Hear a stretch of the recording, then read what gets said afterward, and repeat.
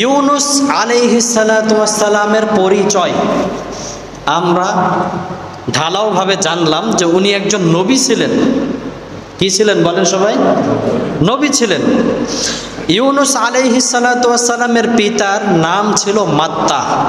বলেন তো দেখি কি নাম? মাত্তা। অনেক বর্ণনার মধ্যে পাওয়া যায় উনার মায়ের নামও ছিল মাত্তা।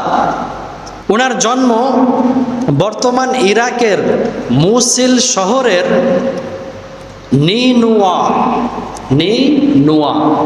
বর্তমান যে ইরাক একটা কান্ট্রি আছে, এই ইরাকের মুসিল শহরের নিনুয়া জায়গা রয়েছে।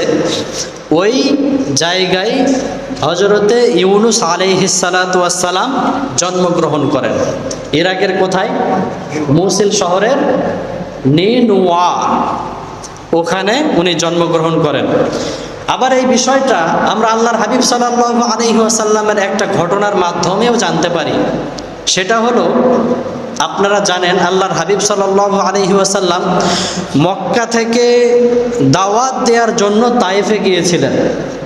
তায়েফের মানুষরা যখন উনার দাওয়াত গ্রহণ করলেন না, উনি যখন ব্যাক করলেন, তো ব্যাক করার সময় একটা গোলামের সাথে উনার দেখা হয়েছিল, যে গোলামের নাম ছিল আবদাস। বলেন নামটা কি? আবদাস। উনি ছিলেন খ্রিস্টান।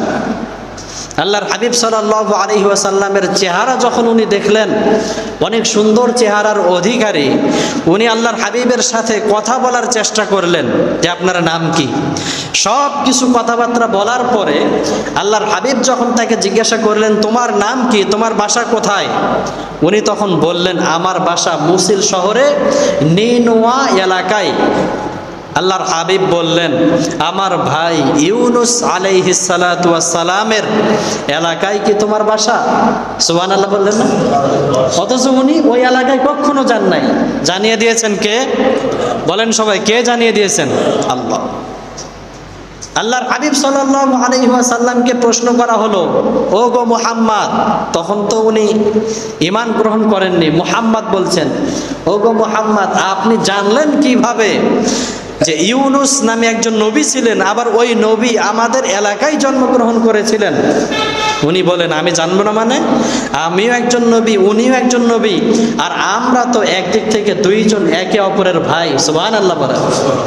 ওই খ্রিস্টান দাস আবদাস উনি সাথে সাথেই আল্লাহর হাবিব সাল্লাল্লাহু আলাইহি ওয়াসাল্লামের হাতটা জড়িয়ে ধরে চুমু খেলেন এবং সাথে সাথেই আল্লাহর হাবিবের কাছে ইসলাম ধর্ম গ্রহণ করে নিলেন।